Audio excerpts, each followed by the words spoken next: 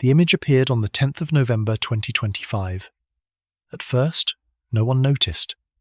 It looked like every other comet photograph, a faint blur framed against the black, its tail faintly angled away from the sunday. But when the astronomers at the Virtual Telescope project compared it to the pre-perihelion frames, the silence in the control room broke. Something had changed. Something fundamental. What emerged wasn't what entered. Only 2 weeks earlier, 3I, Atlas had plunged behind the sun, vanishing from every ground-based telescope. For 6 long days, the solar glare had swallowed it. All we could do was predict run models, plot orbits, simulate brightness, hope that when it reappeared, it would behave like comets always do, fade a little, lose mass, resume its expected path. But the moment it resurfaced, it disobeyed everything. It was brighter. Too bright. Its coma, the cloud of gas around its nucleus, had swelled to 3 times its previous size, shimmering in wavelengths that made no sense. And the tail, which by geometry should have stretched away from the sun, now leaned toward it, as if pulled by a force no model could explain. In the first hour after the image went public, data servers at NASA, ESA, and JPL lit up with frantic traffic. Every observatory that had a clear sky turned its instruments toward the coordinates. The data confirmed the impossible. The object that went behind the sun on October 30 was not the same one that came out. Observers compared it to watching a seed vanish into soil and return as something unrecognizable, still the same body, but transfigured. Spectral analysis revealed new emission lines, signatures of gases that hadn't been detected before perihelion. Even its rotation period seemed to have shifted, subtle but real. The universe had rewritten its own continuity while we were looking away. The first theory blamed optical illusion. Maybe we were seeing a reflection artifact. Maybe the angle distorted the tail. But further imaging from SOHO and stereo confirmed the truth. This wasn't geometry's fault. It was physics, misbehaving. Scientists are trained to expect surprises, but not this kind. Not a reversal of the ordinary order, dimming before brightness, retreat before emergence, an inversion of cause and effect. It felt as though the comet had gone somewhere we couldn't follow, and returned carrying new instructions. In chat rooms and internal channels, the tone shifted from curiosity to unease. The numbers looked fine, they just refused to mean what they used to. Brightness followed a law steeper than r to the power of -4, edging toward r to the power of -7 ohm, something comets shouldn't be able to do without disintegrating. But 3I, Atlas, was intact. It was alive. If the universe had a heartbeat, this was its quickening. What emerged wasn't what entered. That line began circulating among researchers like a mantra, part humor, part awe, part warning, because no one could yet explain how the transformation had happened, only that it had.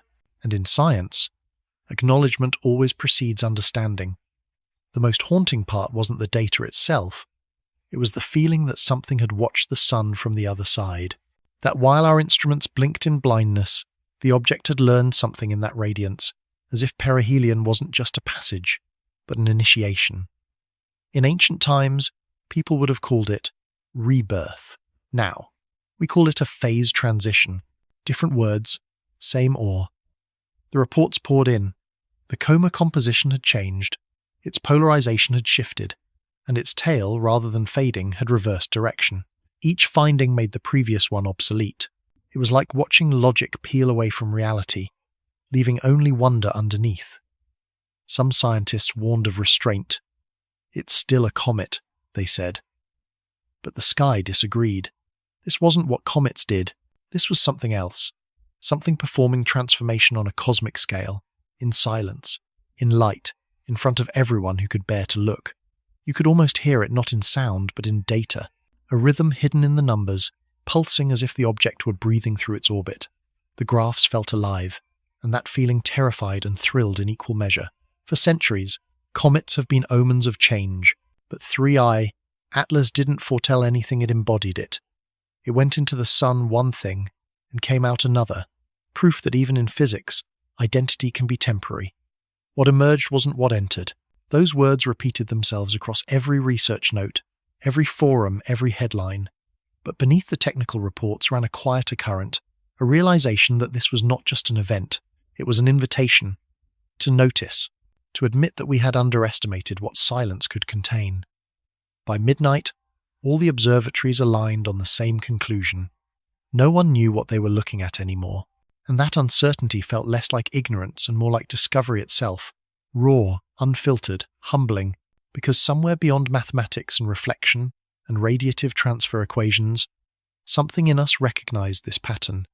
The before and after, the disappearance and return, the ordinary made luminous by its own defiance. The universe, for once, had chosen performance over predictability. And we, accidental witnesses, stood blinking under its light, aware that history had quietly tilted. It's strange how quickly awe and fear become indistinguishable. The object glowed brighter than prediction, steadier than expectation, as though whispering, "You don't know me yet, and maybe we never will." What emerged wasn't what entered, and in that single, unanswerable sentence the story began. For 6 days, the sky kept a secret.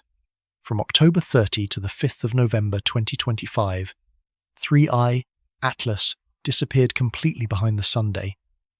Every telescope on Earth fell blind. No ground-based instrument could see through the glare. No satellite dared to look too close. It was as if the object had stepped behind a curtain and the universe held its breath. Those 6 days became the longest silence in modern astronomy. 6 rotations of Earth, filled with waiting, recalculating, watching static where light should be. And then, on the 7th day, it returned, different. In those 6 days, we didn't see, but something saw the Sunday. The geometry was precise and merciless.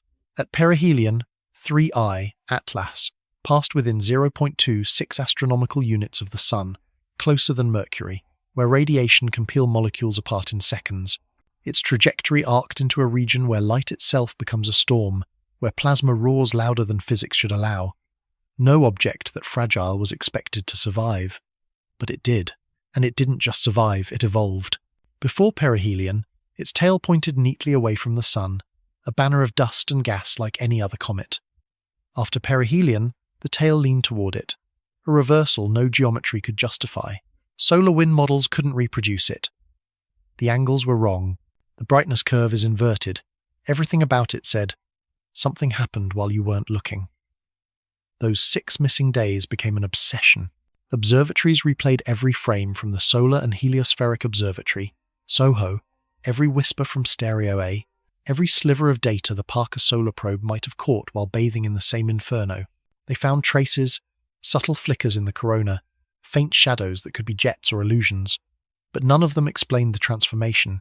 In the conference rooms of NASA and ESA, they began to talk about it as if it were an experience, not a phenomenon. What did it see? Someone asked, half joking, half afraid. Because what happens to matter when it stares directly into the Sun? In those 6 days, the object became invisible to us, but it wasn't gone. It was in the brightest place imaginable, the one we can't watch directly. Maybe that's why it changed. Maybe that's what it means to cross too close to illumination. You come out altered, or not at all. Ancient astronomers would have called it a resurrection. Modern science called it the perihelion passage. Both terms describe the same event, the trial by light. But what exactly happened behind the Sun? Some said sublimation the comet boiled, shedding layers, exposing fresh ice beneath. Others argued that intense magnetic reconnection near the solar corona electrified its surface, altering how it interacted with solar wind. And a few, the quiet ones who spend more time staring at numbers than defending them, simply said, it learned how to shine differently. Every comet has a moment of self-redefinition when heat meets ice, when the old layers die and new ones wake. But 3I, Atlas exaggerated that moment into myth. It crossed a frontier and came back unrecognizable, the same orbit, the same coordinates, but a different signature altogether. To scientists, those 6 days became a blank space in the timeline, the gap in a sentence where meaning hides, and gaps have gravity. They pull attention, speculation, and imagination. What if the transformation wasn't mechanical at all? What if it were chemical, or magnetic, or even structural, a rearrangement at the atomic level, driven by radiation too intense to model? Or simpler still, what if the Sun itself wrote something onto its surface, a pattern of energy that now hums invisibly through its orbit? In those 6 days we didn't see, but something saw the Sunday, and the Sun leaves fingerprints. Somewhere within that furnace, the object faced forces older than time, tides of plasma, waves of charged particles moving at hundreds of kilometers per second. Every atom that survived must have remembered that encounter. Perhaps that's why its light looked different afterward, bluer, colder, more disciplined, like it had been refined by fire. By the time the object reappeared, the world had moved on. The headlines were quiet. Only the astronomers still waited. They were used to comets fading, not resurrecting. And when it returned, their instruments trembled with the kind of excitement that borders on fear. The feeling that you're seeing something no theory has prepared you for. Those 6 days changed not just the object, but the people watching it. Because waiting in blindness does something to the human mind. It forces you to imagine. It makes you fill the darkness with possibilities, and once you do, the world never feels the same again. In every observatory, the silence behind the sun became a metaphor for the limits of perception. The idea that even in an age of sensors and satellites, there are still places light refuses to let us see. We think we've mapped the universe, but it keeps its secrets behind brightness, not shadow. Maybe that's why this object matters. It's not just about a comet defying heat. It's about humility, the reminder that even at our most advanced, we still lose sight of things in the very heart of illumination. In those 6 days, we didn't see. But something saw the Sunday, and when it came back, it carried that memory not in form or colour, but in behaviour.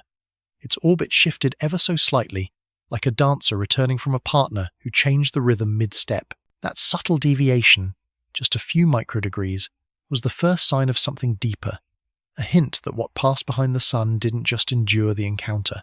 It absorbed it. When you look at the before and after images now, they don't match perfectly. The colours, the brightness, the symmetry, they feel like two halves of a sentence separated by revelation. The space behind the sun was the punctuation mark between them, the pause that changes meaning forever. And maybe that's the most profound part of the story, that sometimes the most important transformations happen while no one is watching, that the universe still keeps private moments, even from those who dedicate their lives to seeing. Because in those 6 days, we didn't see. But something saw the Sunday, and that was enough to change everything. For days after the comet reappeared, people argued about the tail. Some said it was gone. Others insisted it was simply hidden.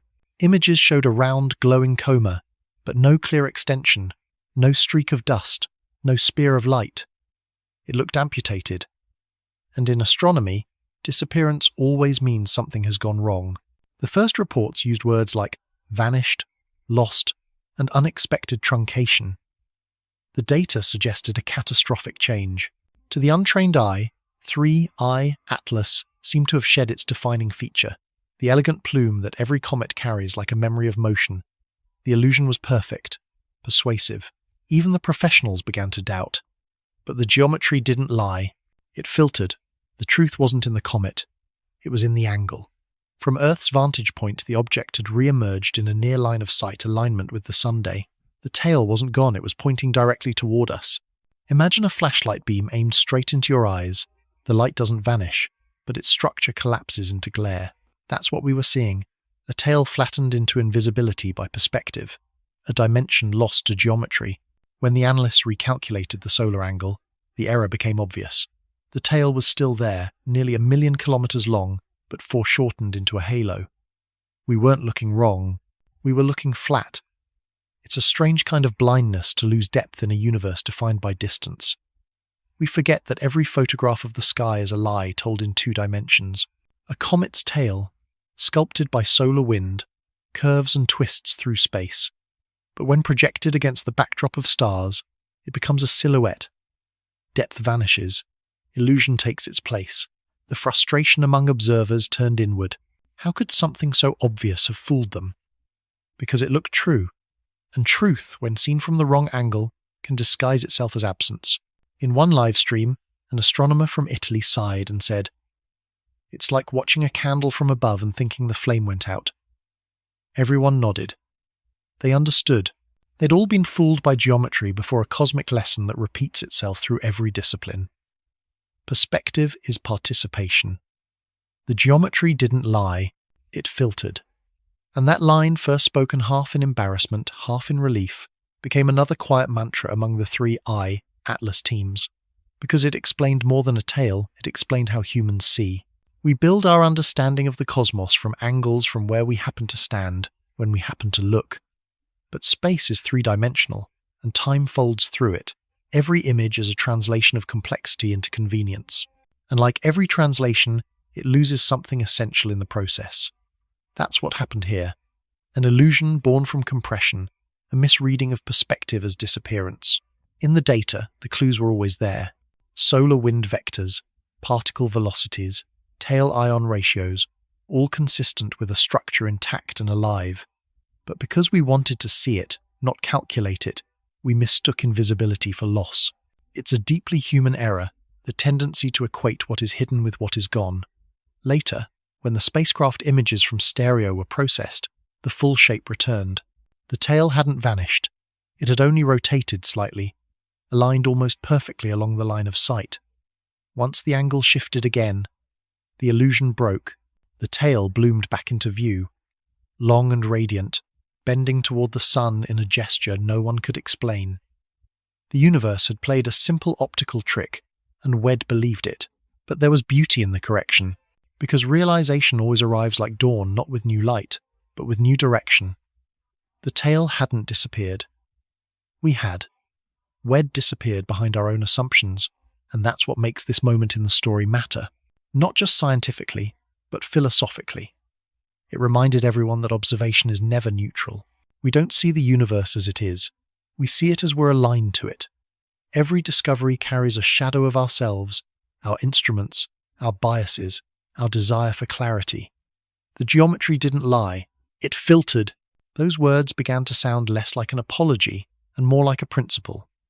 Maybe the universe filters everything through geometry, hiding truth until the angle of understanding shifts. Maybe every unanswered question is just a perspective waiting to change. When the corrected images were released, the relief was visible even through the scientific restraint of the reports. You could hear it in the language.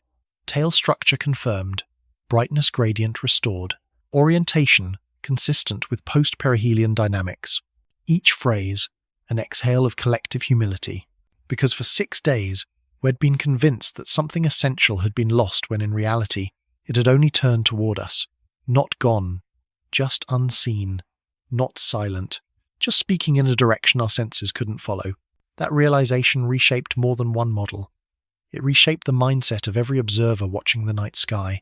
From then on, every anomaly became a reminder. Maybe it's not wrong, maybe we're looking from the wrong side. In life, as in astronomy, alignment changes meaning. You think something has vanished, love, faith, clarity, until one day the angle shifts, and there it is, glowing the whole time, only hidden by the direction of your gaze. The geometry didn't lie. It filtered. And through that filter, the universe delivered one of its quietest lessons. The truth never disappears. It just waits for the right angle to be seen. When 3I, Atlas, tilted back into visibility, the illusion dissolved like frost under sunlight. The tail stretched outward again, visible now from Earth and space alike, sweeping across millions of kilometers with renewed intensity. The moment was both scientific and spiritual, the restoration of faith in perception, and as the astronomers watched the data stabilize, they realized that what had felt like failure was actually revelation. Sometimes, the cosmos hides things not to punish our ignorance, but to train our patience, because what we call disappearance is often just a transformation viewed from the wrong dimension. The geometry didn't lie, it filtered, and by seeing through that filter, we learned again that light itself is an act of perspective. At first, everyone assumed the data was broken. The images didn't fit the models, and the models didn't fit the light. The tail seemed to bend toward the sun, an act of rebellion against the laws of radiation pressure. Headlines shouted impossible geometry, anti-tail mystery, comet defies physics. But the truth, as always, was quieter than the noise. We weren't looking wrong. We were looking flat. From Earth, everything looks two-dimensional. We forget that we stand on a moving platform, circling the same star that paints illusions into the sky. The line between toward and away is a matter of where we are in the dance. The comet wasn't turning its back on the Sunday. It was turning its face toward us. Imagine a car at night, driving along a curve. When you're in front of it, the headlights seem to follow you. Even when the car changes direction, the beams stretch through fog, slicing air you can't see until the angle shifts. And suddenly, They vanish. Not because they're gone, but because they're aimed somewhere else. That's what 3I, Atlas, was doing. Its tail, that stream of ionized gas, wasn't disobedient. It was caught in the line of sight between us and the sun, forming a structure that looked reversed only from our perspective. From another vantage point, say, from Mars or from the Parker Solar Probe, it would have looked perfectly normal. Perspective decides what's visible. And in that moment, we learned that the universe doesn't hide truth, it just changes where you have to stand to see it. The first astronomers to understand this weren't the ones staring through telescopes. They were the ones tracing vectors. Each pixel in the images carried direction information, invisible arrows of motion hidden in the light. When they rotated the 3D model, everything snapped into place. The tail wasn't bending. It was aligned along the plane of our vision. A celestial illusion of headlights caught head-on. The room went quiet. It was humbling, not because they'd been wrong, but because they'd been reminded how easily vision can deceive when depth collapses into flatness. We weren't looking wrong. We were looking flat. And that line began to echo through scientific circles not as an excuse, but as a confession. A recognition that sometimes the data isn't the liar we are. The universe operates in 3 dimensions, but our minds prefer 2. Before and after, light and dark, truth and error. Reality rarely fits such neat categories. What we call wrong is often just unfinished, and what we call flat is often just a view, waiting for rotation. The tail's apparent reversal became a mirror for more than science. It was a reflection of how we perceive everything we can't yet understand. When something behaves in a way we didn't predict, we label it an anomaly, mistake, or impossibility, instead of stepping aside to see it from another angle. That's the deeper metaphor hidden in this geometry. Seeing versus not seeing has nothing to do with eyes. It's about willingness to move mentally, emotionally, physically, to let perspective shift. For centuries, we built telescopes to look farther, but rarely to look differently. The lesson of 3I, Atlas, is that sometimes a step to the side shows more than a leap forward. The comet taught us humility, the way the night sky always does quietly, by being consistent while we are not. Its tail kept shining along its true vector, indifferent to our confusion, patient as light itself. The universe doesn't stop to correct us. It lets us make the long journey toward comprehension on our own. There's a beauty in that indifference, a kind of gentle authority. It's as if the cosmos is saying, "You'll see it when you're ready." When the corrected images circulated, they showed a subtle shift. The tail curving gracefully into the solar wind, exactly as physics predicted. Nothing miraculous. Nothing mystical. Just truth, restored by perspective. And yet, that realization felt almost spiritual. Because it meant that what we call mystery often lives in the space between angles, not in the failure of understanding. We weren't looking wrong. We were looking flat. Those words resonated beyond astronomy. Teachers used them in classrooms, poets borrowed them in verses, and science communicators whispered them in documentaries about perception and truth. It became a shorthand for humility, the acknowledgement that the universe is not obligated to align itself with our point of view. When you think about it, every act of learning is a rotation, a reorientation of self around a fixed truth. And every discovery, no matter how scientific, carries the quiet echo of surrender. I was looking the wrong way. The comet's reverse tail became an image of that surrender beauty mistaken for error, correction mistaken for revelation, and behind it all, a patient cosmos waiting for us to turn our heads just enough to understand. There's a kind of grace in being wrong. It means the universe still has surprises left. It means we're still small enough to learn. When the data finally settled, one scientist wrote in her logbook, "The comet didn't bend. We did." That line never made it into the official report, but it captured the essence of the moment, the realization that humility, not certainty, is the highest form of vision. We weren't looking wrong, we were looking flat, and in that recognition lies a truth bigger than comets, bigger than astronomy. Sometimes, the universe isn't changing at all. It's us, finally standing in the right place to see it clearly. That's what the object gave us. Not new physics, but new perception. Not a mystery solved, but an illusion dispelled. And in the clearing of that illusion, a deeper wonder emerged that reality, even when seen from the wrong way, is still beautiful. Because the act of correction, of shifting the gaze, is itself a form of awe. The moment you see from another angle, the cosmos unfolds a little more, revealing that it was never hiding, only waiting for you to turn around. We weren't looking wrong. We were looking flat. And once we saw depth again, we realized the universe had never stopped shining. It was we who had mistaken direction for disappearance. For weeks, people had debated whether the comet's tail had truly vanished. But when the composite images from SOHO and stereo were finally processed, stitched together from hundreds of overlapping frames, the verdict arrived like a quiet revelation. The tail had never disappeared. It had simply been invisible to us. The tail didn't appear. We just earned the angle.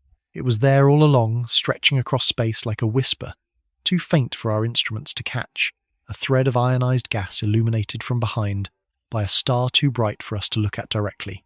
The data showed it clearly now, a faint, sun-facing extension that had existed even when the world believed it was gone. It's strange how relief can feel so close to wonder, to realize that the universe hadn't betrayed expectation, but had merely waited for us to adjust our view. That something so vast, so luminous, had been present only hidden behind geometry and glare.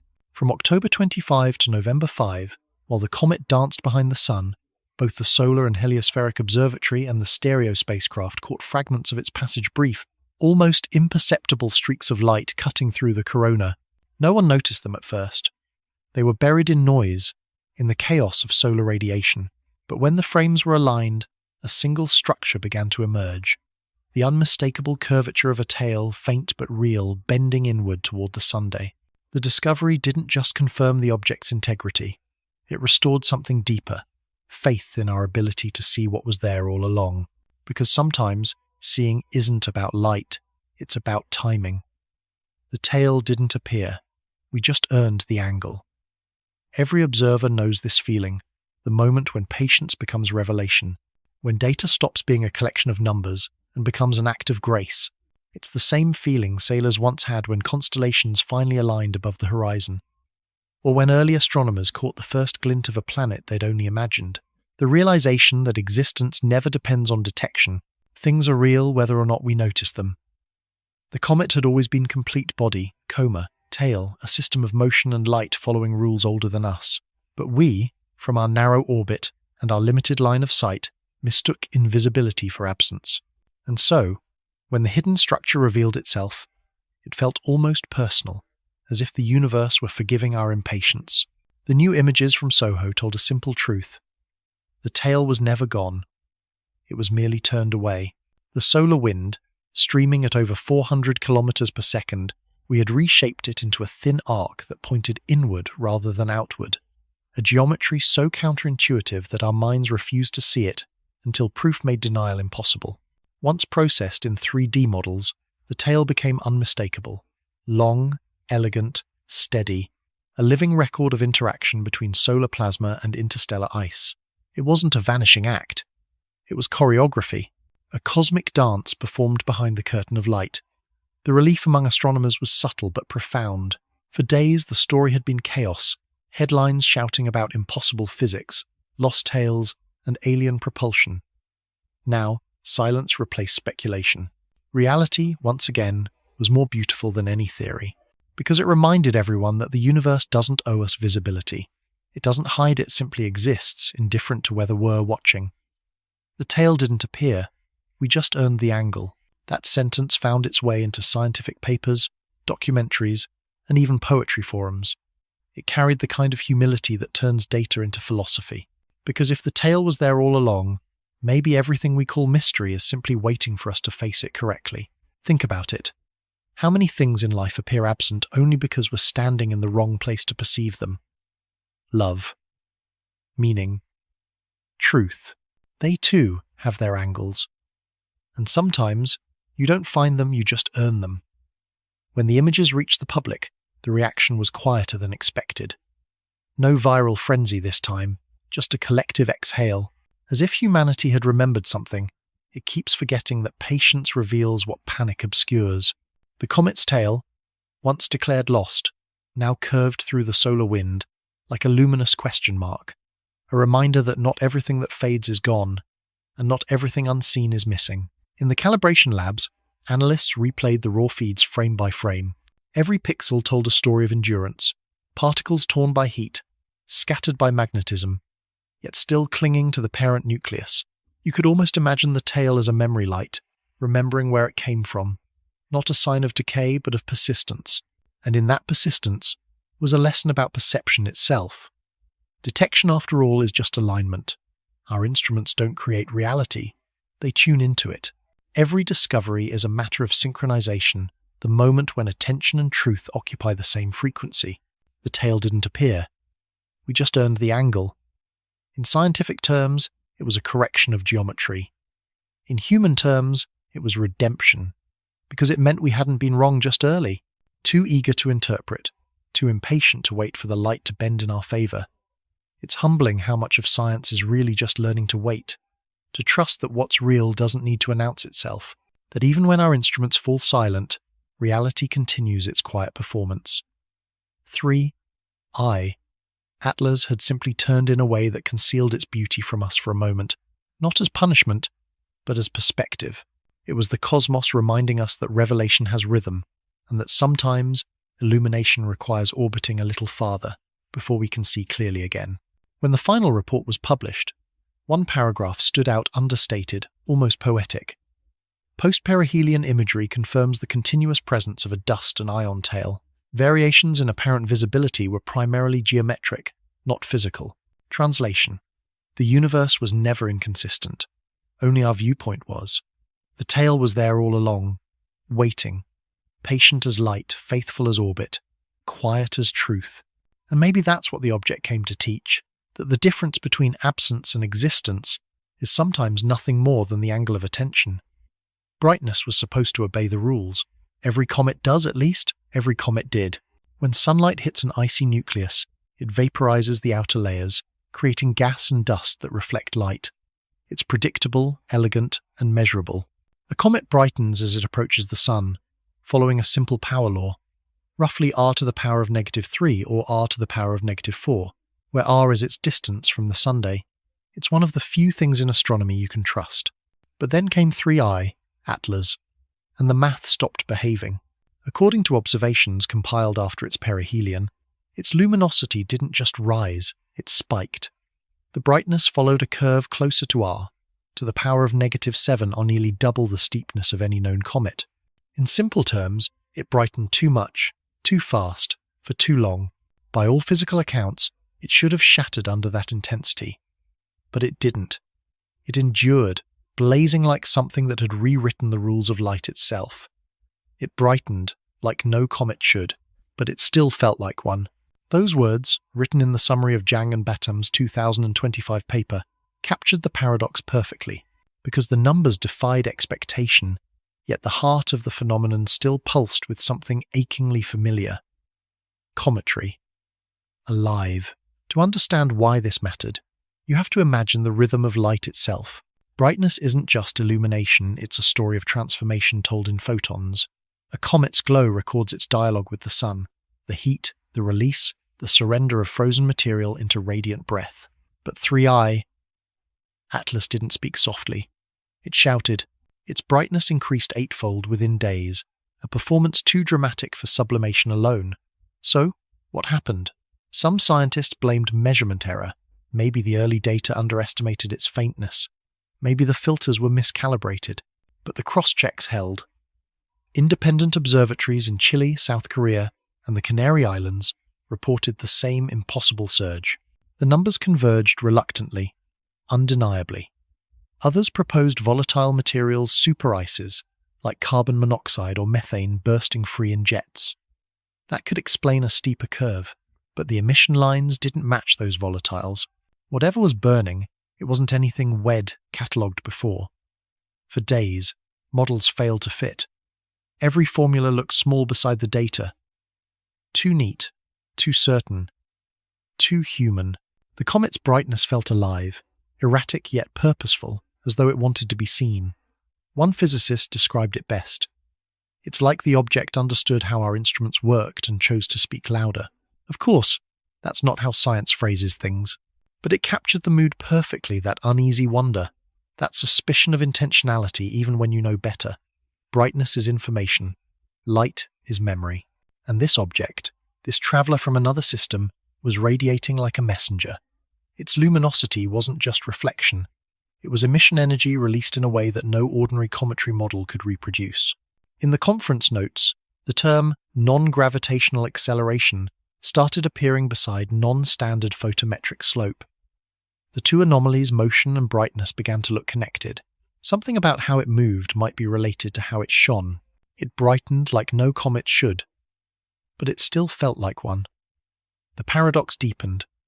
Even as its luminosity climbed beyond prediction, its structure remained stable. There were no fragmentation events, no sudden flares of dust that usually explain such surges, just a smooth, elegant increase, steady, exponential, disciplined. It was as if the comet were orchestrating its own visibility, tuning itself to the exact threshold of human perception. The more they studied it, the stranger it became. The object's phase angle, the geometry between sun, comet, and observer, accounted for part of the increase, but not enough. The excess brightness lingered even when the angle shifted. Something else was amplifying the light. Some theorized that the surface had become mirror-like, a coating of metallic or crystalline material forming under solar heat. That would make it more reflective. But then, why did the spectral data show strong emission lines instead of pure reflection? It was as though the comet had developed its own light source, faint but autonomous. If that sounds impossible, it should. But so did the data. The team from Korea University calculated the energy balance. If sublimation alone powered the observed brightness, the surface would have had to reach temperatures capable of liquefying silicates, impossible at its distance. Yet the curve held. So the question changed. Maybe it wasn't about what the comet was doing, but why we were seeing it that way. Could plasma interactions, magnetic reconnection, or solar wind compression around the coma be amplifying visible light, like a lens made of energy? The sun and the comet might have formed a temporary system, a kind of photonic duet. Light scattering not off solid dust, but off waves of charged particles dancing between them. Whatever the cause, one thing was clear. 3I, Atlas, had turned brightness into behavior. It brightened like no comet should, but it still felt like one.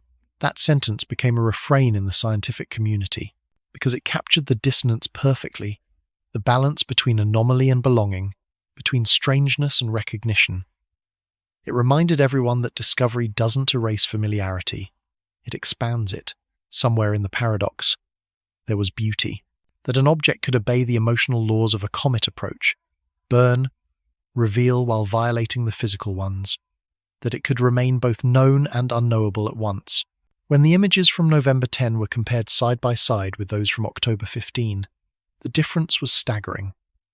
A faint blur had become a luminous spear of light, and yet the nucleus was the same coordinates, the same core, transformation without destruction, change without loss. Maybe that's why people felt attached to it, because 3I, Atlas, was reflecting something deeply human, the way we sometimes outshine our limits when pressure closes in, the way intensity can become identity. In the end, the scientists stopped trying to make the brightness make sense. They started learning from it instead, accepting that maybe the curve wasn't a flaw in physics, but a reminder that nature doesn't have to stay within our expectations. It brightened like no comet should, but it still felt like one, and in that paradox lay its perfection, the balance between mystery and meaning, the universe, teaching us, once again, that brilliance often comes from places we don't yet understand. Because sometimes, illumination isn't about the source at all. It's about what happens when something distant finally decides to be seen. When the first color-corrected images of 3I, Atlas, appeared online, people thought it had turned blue. Social media swarmed with comparisons: sapphire flame, alien beacon, cold star. The hashtags wrote themselves, the blue comet, the visitor from another sun. But what looked like color was something deeper, something the human eye wasn't meant to interpret so easily. It glowed in a color we didn't ask for. To the untrained observer, the blue seemed aesthetic, a shift in tone, a trick of exposure. But to scientists, that hue carried meaning. Because comets don't simply change color, they emit light at specific wavelengths that tell us what they're made of: a spectral fingerprint, a translation of chemistry into radiance. In 3I, Atlas. The blue wasn't a reflection, it was emission. The light wasn't bouncing off dust, it was being born from energy. That realization sent a shiver through the scientific community. Normally, a comet's color is dominated by reflected sunlight, a warm, pale gold scattered by microscopic ice grains. But this one sang in a cooler tone. Its spectrum showed sharp emission lines corresponding to ionized gases, comets, N2-mice, possibly even exotic fragments of hydrogen cyanide. It wasn't sunlight echoing back at us. It was its own glow, its own language. And that language spoke in blue. The JPL report noted something subtle, yet profound. The relative intensity of blue light in the visible spectrum had increased dramatically after perihelion by nearly 30%. That number, though small on paper, changed everything, because the sun's light contains all colors.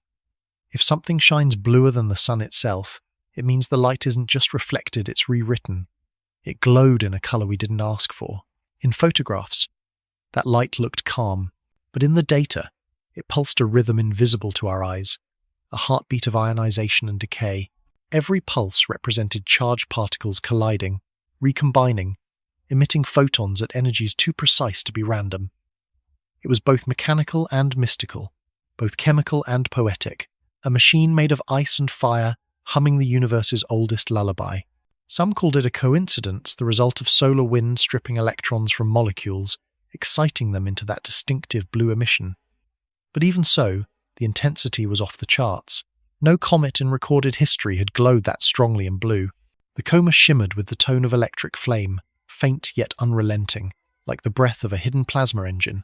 The eerie part wasn't the color itself, it was the context. The sun, our ultimate source of light, had been outshone in its own palette. This interstellar fragment, born in another system, was now painting in frequencies our star rarely touched. It felt like hearing a familiar song played in a foreign key, recognizable, yet unsettling. It glowed in a color we didn't ask for. Scientists compared the data to previous visitors. Oumuamua was featureless, reddish, and dull. Borisov had glowed in classic green, a signature of carbon and cyanogen. But 3I, Atlas, its spectrum leaned into pure blue, an almost artificial tone. The hue of laboratory plasma or electric arc discharge. It was the color of voltage, the color of intent. For a moment, people began to whisper. Not about aliens, not openly, but about design. Because in all our explorations, blue is the one color that feels engineered. It belongs to circuitry, electricity, and controlled light. To see it spill across the cosmos felt like a coincidence too precise to ignore. But that's what science is for, to translate coincidence back into causality. Spectral analysis confirmed. The blue came from Comets ions fluorescing under solar radiation. Ordinary chemistry, extraordinary symmetry. The eerie part wasn't the mechanism, it was the magnitude. The emission lines were too clean, too coherent, as though the coma had arranged itself into an efficient emitter. Nature rarely works that neatly, unless perhaps neatness is part of its chaos. When the data reached the public, the reaction split, half awe, half disbelief. How can something so small outshine so much? But brightness has never been about size, it's about purpose. And in this case, the comet's purpose seemed to be visibility itself. It glowed in a color we didn't ask for, and that's what made it haunting. Because color isn't just light, it's feeling translated into frequency. Blue, to the human mind, is depth, the color of distance, of oceans, of melancholy, of infinity.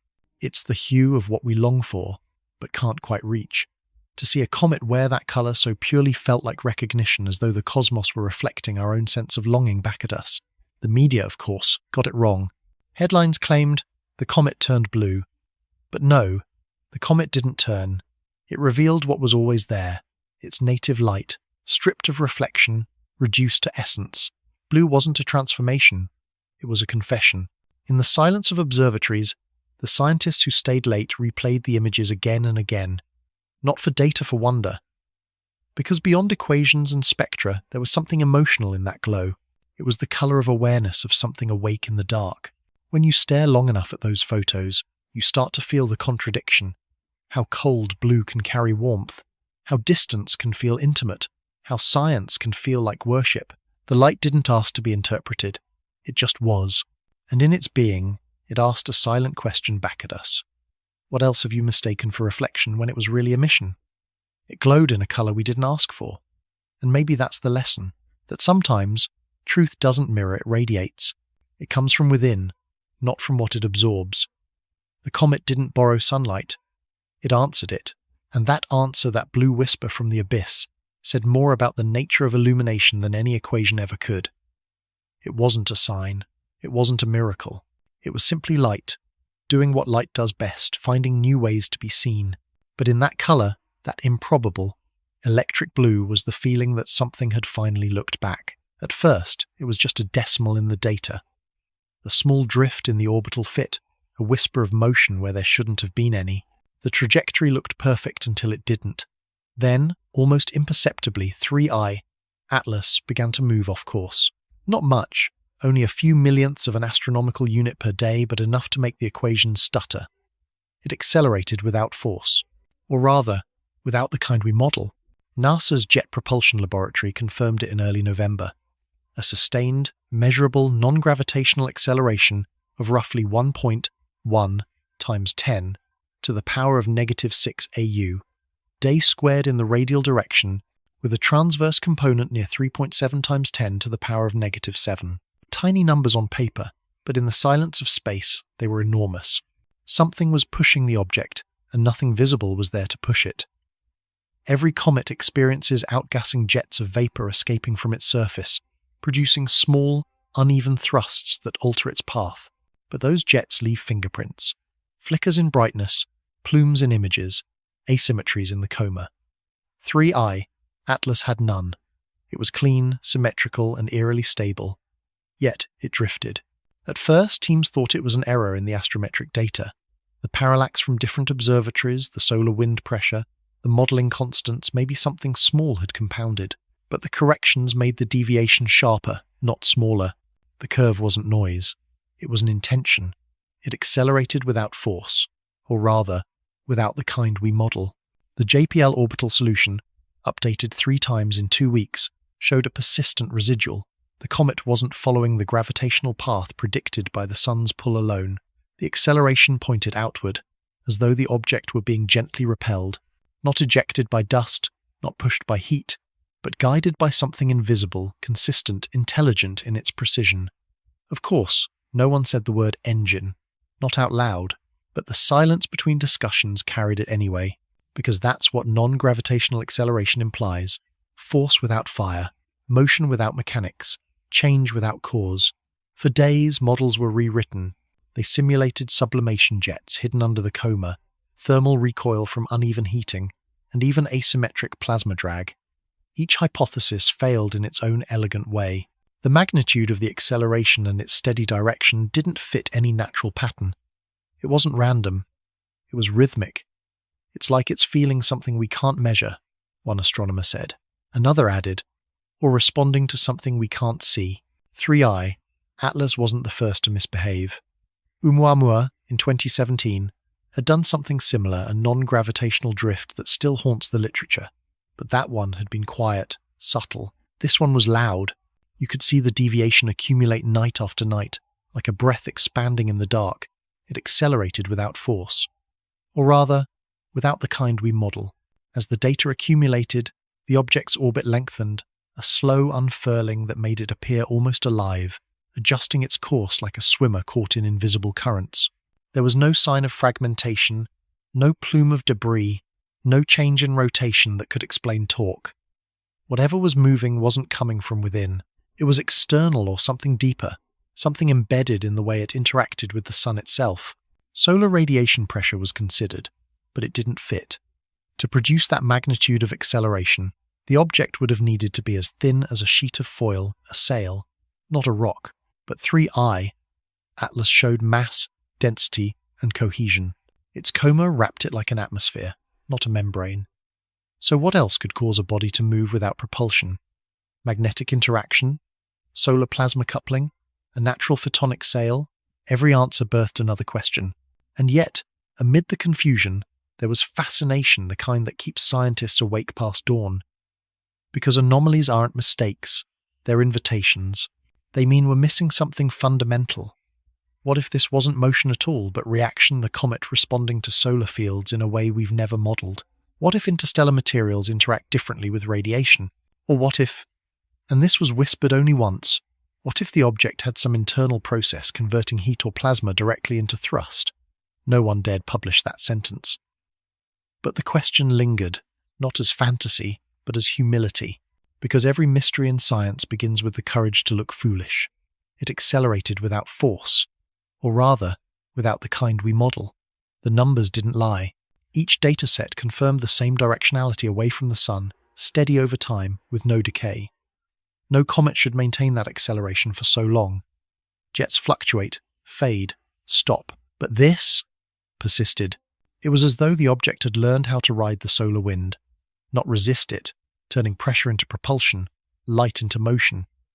And that thought, once spoken aloud, refused to leave the room, because if that were true, then 3I, Atlas, wasn't defying physics. It was used better than we could. Imagine it, a fragment from another system, drifting through interstellar night for millions of years, arriving here by coincidence and somehow knowing how to move without engines. It sounds impossible, but so does a comet shining bluer than the Sunday. So does brightness that scales as r to the power of -7 on. So does silence that teaches us new laws of sound. Every time we think we've reached the limits of comprehension, the universe hands us another decimal that refuses to behave. It accelerated without force, or rather, without the kind we model. Those words became the refrain of the anomaly, both confession and prayer. Because deep down, we weren't afraid it meant something alien.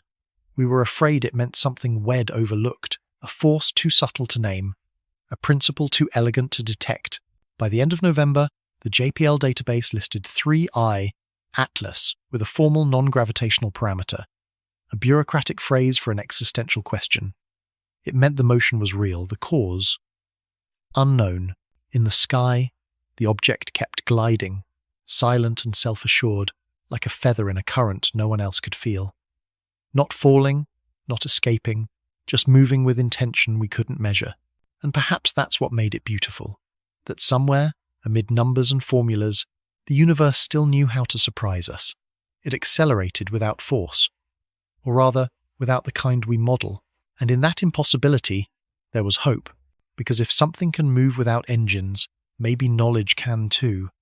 Maybe understanding itself drifts forward, invisible but unstoppable, pulled by forces we haven't yet named. It started, as many scientific controversies do, with a single number, 10%. That was the figure Avi Loeb proposed. The fraction of 3I Atlas, total mass that, according to his calculations, had been lost during its passage around the Sunday. 10% in just a few weeks. Enough to explain its mysterious acceleration. Enough, perhaps, to make sense of what no one wanted to call propulsion. But others weren't convinced. To them, 10% wasn't revelation, it was an overreach. 10%, Loeb wrote, is not an opinion, it's a model, and that line became the spark. Because models are how we measure belief in science, the thin border, where imagination meets data, and this one cut too deep. The debate unfolded across emails, preprints, and late-night seminars, each side armed with the same equations, the same numbers, and entirely different conclusions. The disagreement wasn't about the math itself, but about what the math meant. Loeb argued that the anomalous acceleration observed by JPL could be explained if 3I, Atlas, had lost roughly 1/10 of its mass during perihelion. That rate of sublimation would produce enough thrust to match the recorded deviation, assuming the gas ejection was both sustained and directional. Simple, elegant, plausible, but only if it were true. Marco Farnocchia, one of the lead orbital analysts at JPL, disagreed. He pointed out that the parameter margins, the uncertainties buried deep in the dataset, could easily produce the illusion of mass loss where none existed. A rounding error in the observational arc, a misfit in the photometric model, could skew the acceleration by a fraction of a fraction, enough to make 10% look real on paper, but not in the sky. Both were right, both were wrong, and between them lay the mystery itself. It wasn't just a question of physics, it was a question of faith. Faith in numbers, faith in observation, faith in what the cosmos chooses to reveal. Loeb's argument was bold, because it framed the comet not as passive, but as active a participant in its own trajectory. He saw the data as dialogue, the deviation as voice. If it lost 10%, he said in an interview, then it reacted, it adjusted, it responded to the sun in a way no object has before. That statement was both poetic and dangerous. Because in science, words like reacted and responded edge too close to intent. Yet the data encouraged them. It accelerated without engines. The brightness followed r to the power of -7 and. The composition glowed blue, and now it had possibly shed a tenth of itself as if evolution were written into orbit. The counter-arguments were equally fascinating. Farnokia's team recalculated the orbital parameters using independent ground-based data from Las Campanas and Mount Lemmon. Their result reduced the required mass loss to less than 3%. A difference, they said, within noise not enough to prove anything. 10%, they wrote in their memo, is not an observation, it's an interpretation. The standoff became philosophical. When is a pattern real, and when is it a projection? When does data become a story? Because 10% isn't just a statistic, it's symbolism. It means something large was given up for the motion to continue. Something was exchanged mass for momentum, substance for freedom, and maybe that's why the number stayed. Because it felt right, even when it couldn't be proven. Scientists don't like myth, but they respect metaphor, and the idea of an object, sacrificing part of itself to keep moving, that resonated. A comet sheds layers to sustain its path. A traveller burns essence to survive the journey. That's not just astrophysics, that's an archetype. Loeb's papers leaned into that elegance. He didn't claim certainty, only possibility. His calculation, when stripped to its core, was a story about how motion demands loss. And the universe, it seems, writes that story over and over again. 10%. That's not an opinion, but it might be a model. The debate spread across conferences and journals, not as hostility, but as fascination. Because science isn't a chorus, it's a tension, and tension is how progress breathes. Each side sharpened the other. Loeb's insistence forced deeper analysis. Farnokia's skepticism forced cleaner data. Between them, truth began to crystallize not as a single answer, but as a spectrum. By mid-November, the consensus shifted to agnosticism. Maybe the comet did lose mass. Maybe it didn't. But either way, something extraordinary had happened. The phenomenon had reminded the scientific world that uncertainty is sacred. That not knowing is not failure, it's participation. Because what's more human than looking at an equation and wondering if it's secretly a mirror? 10%. It could be a fraction of a comet. It could also be the margin between arrogance and awe. When the debate finally cooled, the journals archived their findings, and the numbers settled into memory. The object kept moving unbothered, unchanged, indifferent to which side was right. It had already performed its experiment. We were merely its interpreters. And maybe that's the most honest conclusion. The universe doesn't choose between Loeb and Farnokia. It keeps both the dreamer and the skeptic, because it needs both, one to reach, the other to anchor. Together, they define the horizon. 10%. That's not an opinion, but it might be a model, and the model, in the end, wasn't about comets at all. It was about us, our need to measure, to argue, to find meaning in motion, to look at the silence between data points and hear something speaking back. Because maybe the true loss wasn't mass. Maybe it was certainty. And maybe that's how discovery begins. If a comet screams and we don't hear it, did it ever make a sound? That was the question circling observatories after the 10% debate cooled. Because if 3I, Atlas, truly lost that much of itself, it should have shown it.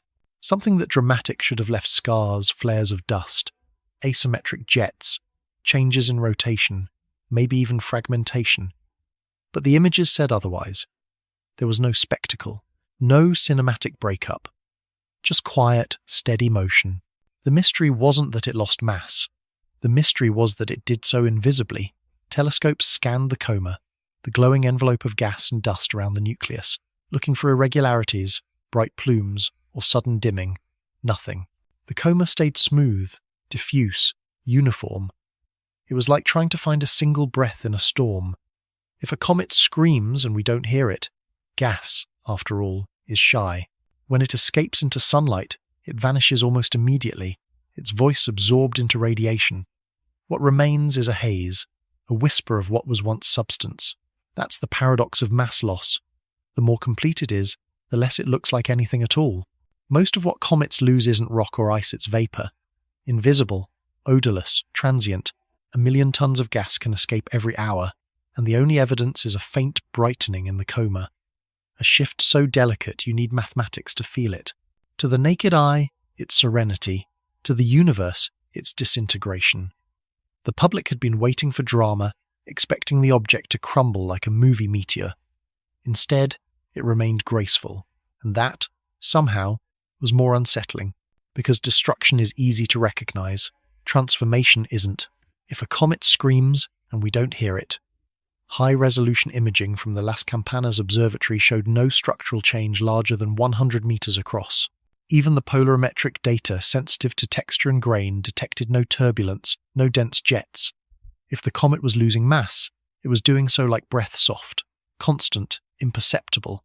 That silence bothered people. We're used to associating change with noise, eruptions, explosions, evidence. But here, the universe was changing quietly, elegantly, refusing to satisfy our craving for spectacle. In truth, mass loss is rarely dramatic. It's more like erosion than eruption, the slow peeling away of surfaces under invisible pressure. To an observer, it's indistinguishable from stillness. Only the orbit tells the truth.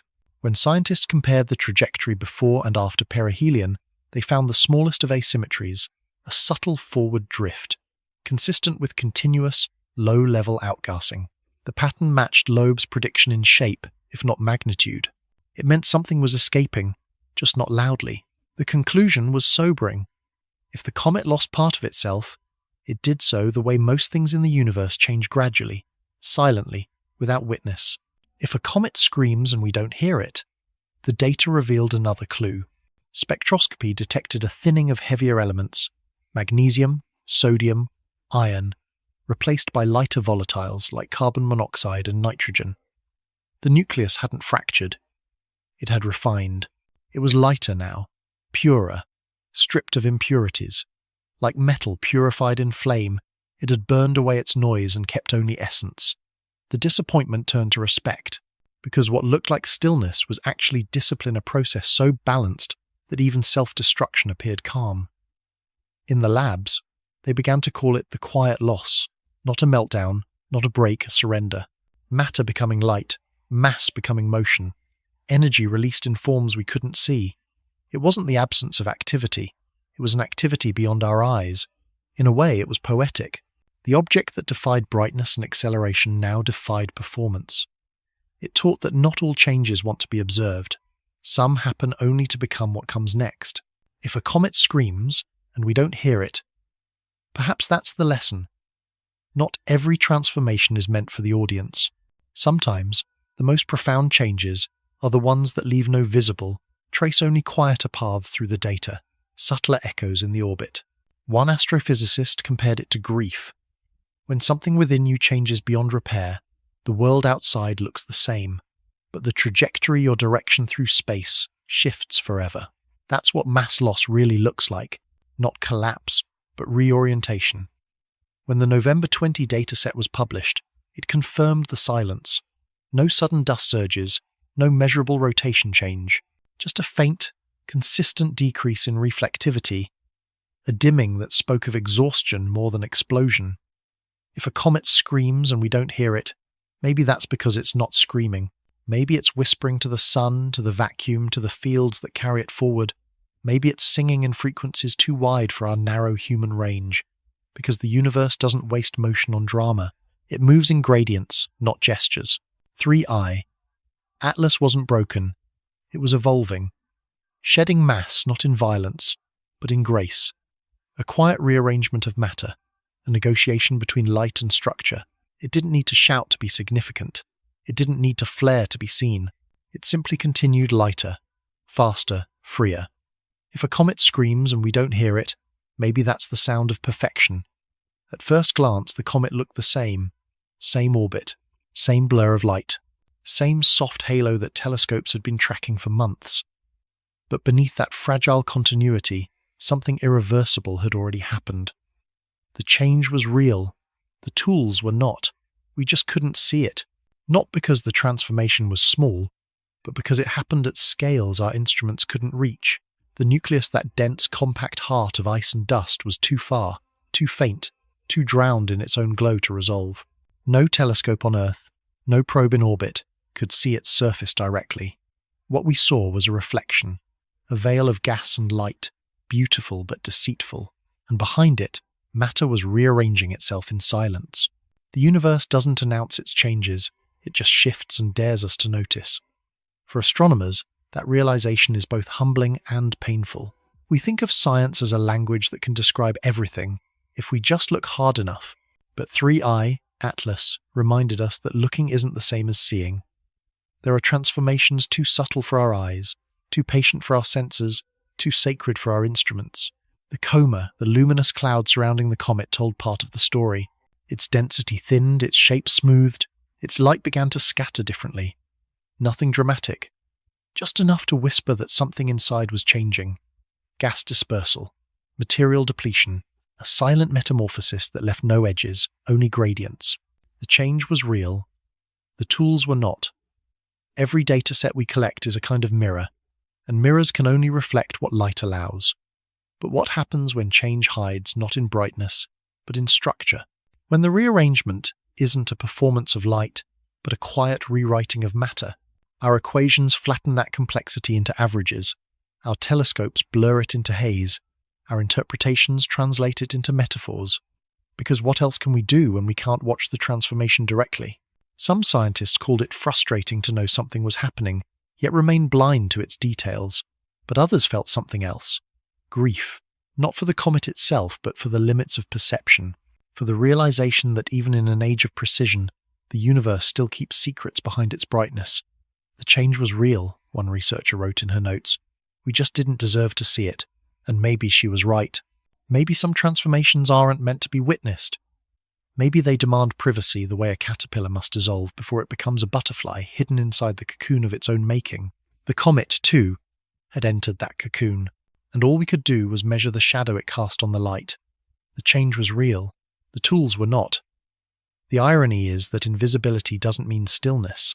Every invisible moment hides motion molecules breaking bonds, surfaces rearranging, gases escaping through pores too small to detect. The data, though imperfect, hinted at this quiet rebellion, a slight flattening of the brightness curve, a tiny asymmetry in the coma's polarization, barely perceptible yet undeniable, proof that what we call stability is often a transformation we haven't learned to measure yet.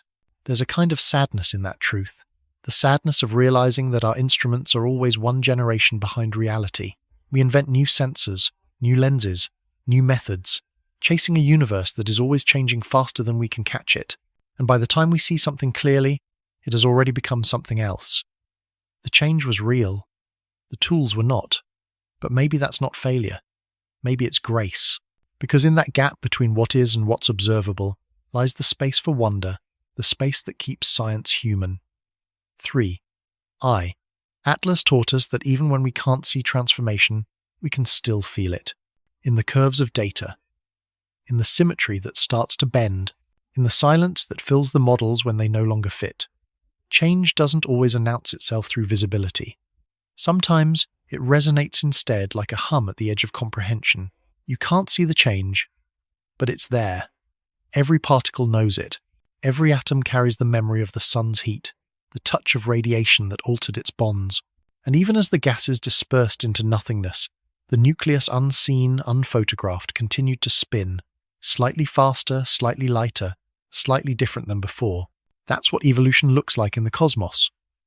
Imperceptible, relentless, inevitable. There's a strange peace in that idea. That invisibility doesn't mean ignorance. It means intimacy. It means the object changed too deeply to be measured, too beautifully to be captured. It means we were looking at something that refused to perform for us, and in doing so, taught us humility. The change was real. The tools were not. If you look back at the images now, nothing obvious distinguishes the before from the after. But once you know the story, you see it everywhere in the subtle diffusion of the coma, the faint flattening of light, the weary softness in the glow. It's like looking at an old photograph of someone you love, realizing what was about to happen, and knowing they didn't yet. Science becomes elegy. Observation becomes remembrance. And maybe that's the quiet miracle of astronomy, that we can fall in love with things we'll never touch, understand them without ever truly seeing them, and still feel their change as though it were our own. Because that's what 3I, Atlas, gave us, a lesson written in invisibility. That the universe doesn't owe us visibility. It only offers the invitation to listen. You can't see the change, but it's there. And maybe, so are we changing just as quietly, learning to recognize transformation not by sight, but by the silence it leaves behind. For years, interplanetary missions have moved through the solar system like ships through still water, vast distances, predictable orbits, no chance encounters.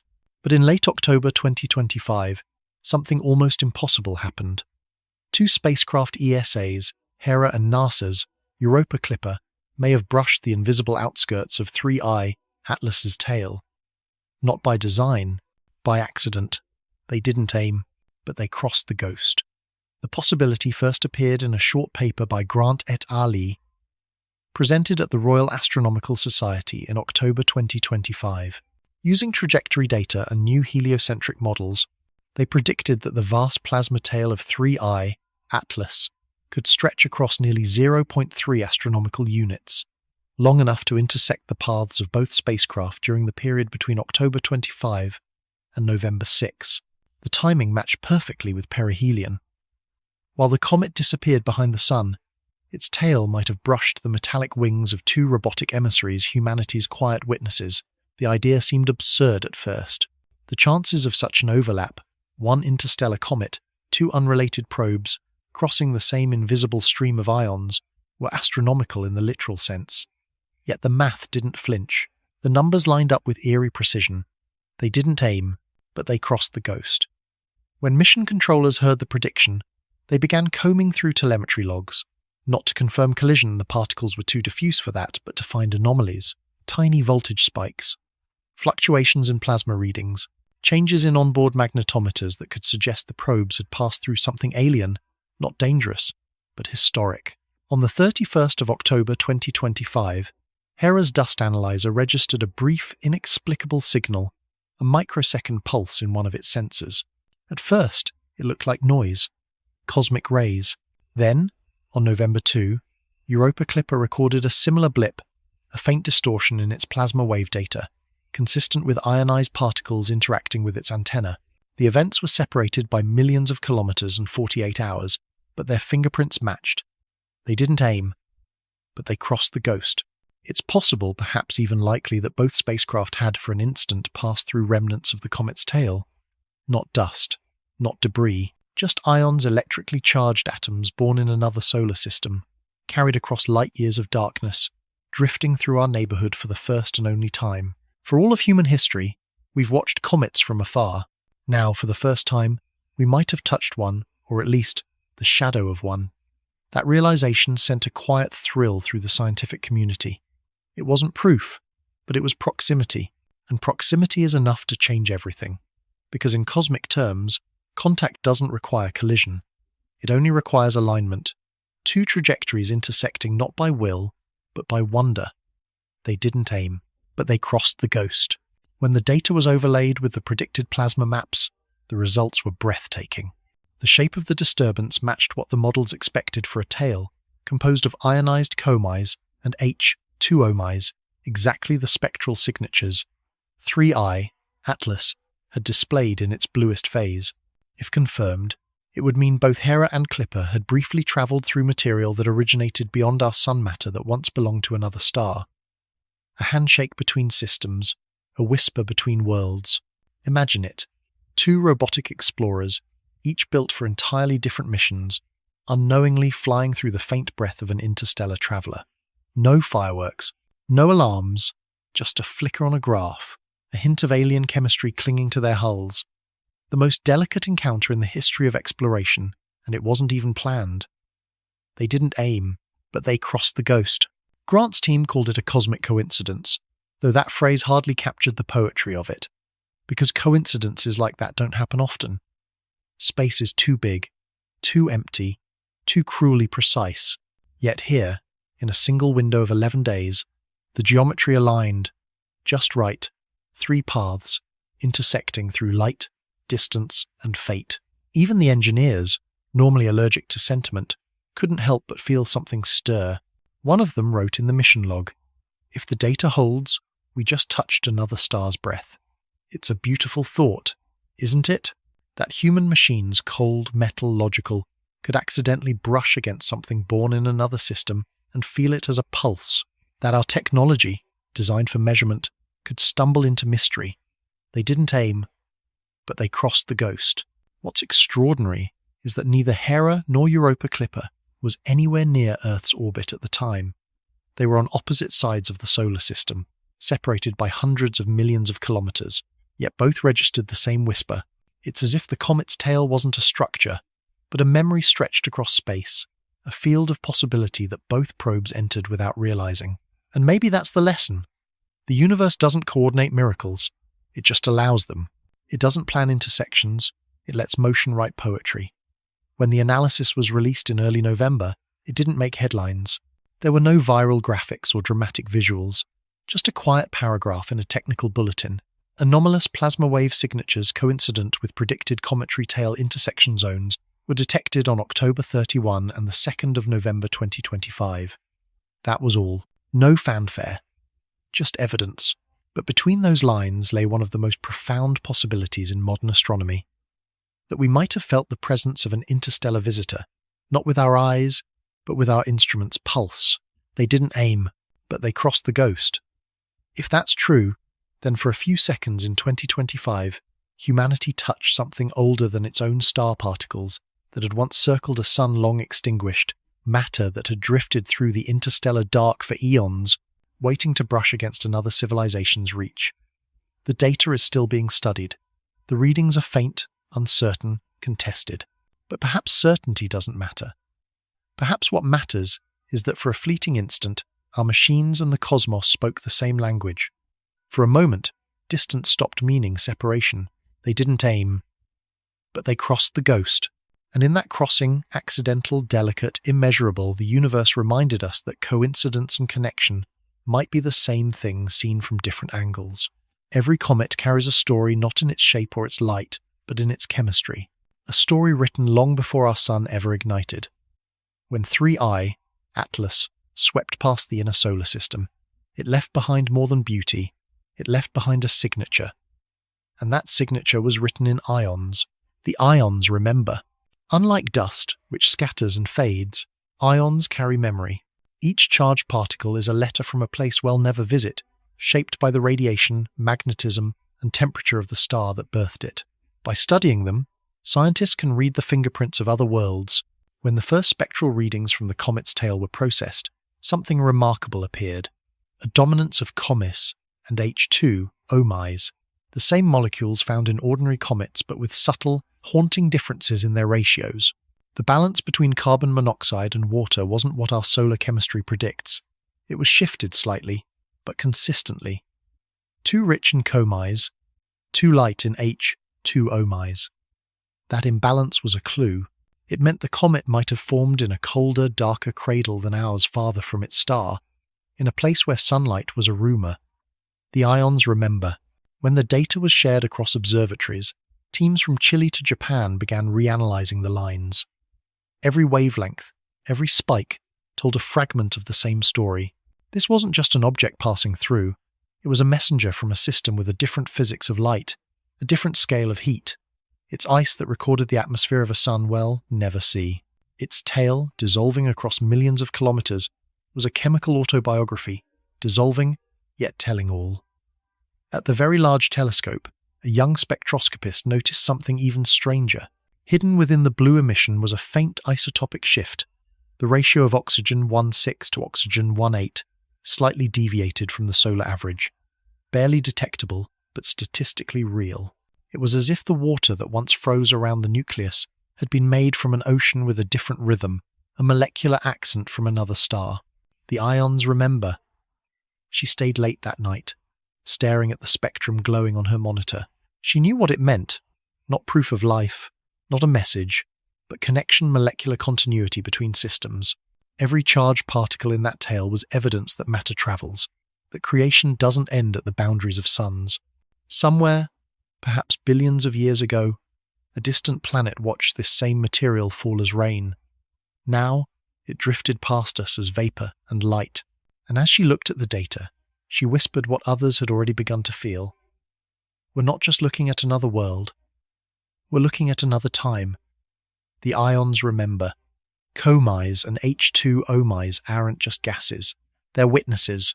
They record the violence of birth shock waves, magnetic storms, ultraviolet searing, all etched into the ratios of their isotopes.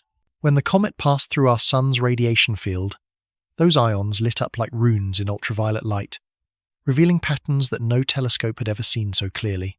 The Solar and Heliospheric Observatory captured faint filaments of blue plasma, spiraling off the tail, a kind of electric handwriting written across space. Every streak was a sentence, every glow a word, and though we couldn't read it yet, we understood the feeling of the language. The ions remember. To a scientist, that data isn't poetry. It's history compressed into wavelengths, stretched across centuries. Each ion's journey tells how far it travelled, how fast it was stripped of electrons, and how long it resisted the sun's charge. Together, they form a living archive, a record of chemistry that began under a different constellation. If future missions can collect even a few grams of these particles from the trail Hera or Europa Clipper might have crossed, we could, in theory, measure the isotopic fingerprints precisely enough to reconstruct the star's spectrum of origin. We could trace its birthplace. We could know which sun this object once orbited. Imagine that, an address written in atoms, carried across light years, waiting for someone to learn the alphabet of ions. The ions remember, and that memory, fragile yet eternal, may be the only real message any interstellar visitor leaves us. Not intention, not technology, just the quiet persistence of matter refusing to forget where it began. When the first public visualizations of the tail were released, they were hauntingly beautiful waves of blue plasma swirling against the black. To the casual viewer, it was art. To the scientists, it was scripture, because within those spirals lay ratios, shifts, and asymmetries that hinted at physics not quite our own. The comet wasn't just passing through, it was revealing a history we hadn't known to look for. Every atom it shed was a breadcrumb leading back to another star's nursery, one we might never find, but can now imagine. And that act of imagination is science's most human trait. The ions remember. Weeks later, as the tail finally dissipated, the data archive reached its end. No more readings, no more emission lines, just silence, but a silence full of resonance. Because even as the light faded, the numbers remained, carrying whispers of a system that once was. Maybe that's what 3i Atlas came to show us. That discovery isn't just about finding new worlds, but remembering the old ones that shaped us. That matter travels, that memory survives, and that the universe, in its infinite expansion, is still one continuous body breathing, exchanging, evolving through us all. The ions remember, and because they do, so will we. Every spectrum recorded, every ratio logged, every pixel of blue light preserved all of it, a fragment of an autobiography written in plasma. We don't yet know how to translate it fully, but maybe translation isn't the point. Maybe remembering is enough. The ions remember. And as we study their story, we realize that we too are made of borrowed light travelers in someone else's past, carrying signatures of stars that no longer exist, leaving trails that future eyes will one day read as their own. Every comet carries a memory. But 3i, Atlas was different, not just a memory but a map. Its light was encoded with the fingerprints of a world we will never walk upon, a sun we will never orbit, and an atmosphere that vanished before humanity learned to name the stars. This is a map of somewhere we'll never stand. When the polarization data came in from Chile, it stunned the research teams. Light reflected from the comets. Dust grains carried an unusual polarization pattern, an optical twist that suggested its surface wasn't just icy, but layered with something volatile and ancient.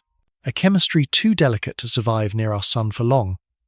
To most comets, sunlight is transformation. To this one, it was death. And yet, even as it sublimated into brilliance, it told us everything about the place it came from. This is a map of somewhere we'll never stand. Polarization isn't color or shape. its structure, the orientation of light waves after they scatter. And that structure carries information about texture, grain size, and composition. From that subtle geometry, scientists reconstructed a portrait of the comet's dust. Unusually fine, almost glass-like, with embedded crystals of carbon monoxide ice, something that shouldn't exist so close to a star unless the star itself had burned faintly or long ago. The message was clear. 3I. Atlas was forged in a colder furnace, under a weaker sun, a world that froze so deeply that even its light learned to whisper. This is a map of somewhere well never stand. The supervolatiles told the same story. As the object neared perihelion, instead of losing brightness, it intensified, releasing gases that shouldn't have survived the heat. Methane, carbon monoxide, nitrogen compounds, all the shy materials that flee first in ordinary comets. But here they held on, like travelers reluctant to leave home. It meant the comet had preserved its primordial composition for eons untouched, unaltered, uncorrupted by the heat of any star. And that preservation is what made it alien. It wasn't a visitor from another place. It was that place a frozen blueprint of a star system that no longer exists. This is a map of somewhere we'll never stand. Scientists tried to imagine it. A dim red sun, half the size of ours. Planets circling farther apart, their skies faintly illuminated by cold light. A world of long shadows and slower chemistry, where water froze before it ever had the chance to fall as rain. Maybe life never formed there. Maybe it did, and vanished when its sun dimmed. Well, never know. But 3I, Atlas carried that silence through space like a reliquary, a relic of what once was, drifting endlessly between stars. When the last of the tail data was processed, a strange detail emerged. The ratio of refractory to volatile materials suggested a higher abundance of pre-solar grains dust older than any star, forged in the collapse of interstellar clouds before our sun was born, tiny fragments of time itself. Each one is a fossil of creation. This is a map of somewhere well never stand. Somewhere out there, billions of years ago, a nebula spun slowly into order. Particles collided, merged, froze. A small world took shape, icy, silent, faithful to its parent star. And then, one day, gravity lost its grip. Something a passing giant, a stellar migration threw it free. It left home and never returned. It wandered for epochs through the dark, across light years of emptiness, until at last it found our Sunday. And in that brief crossing, it left us a message, written not in words, but in ratios, in hydrogen, oxygen, carbon, and silence. This is a map of somewhere we'll never stand. It's humbling, isn't it, that the closest we've ever come to touching another star system is through dust, smaller than a grain of salt, and yet, through that dust, we can reconstruct an entire history. Every spectrum, every polarization angle, every volatile molecule is a coordinate. Together they form a celestial cartography, not of where the comet went, but of where it was born. Its orbit is its exile. Its chemistry is its home.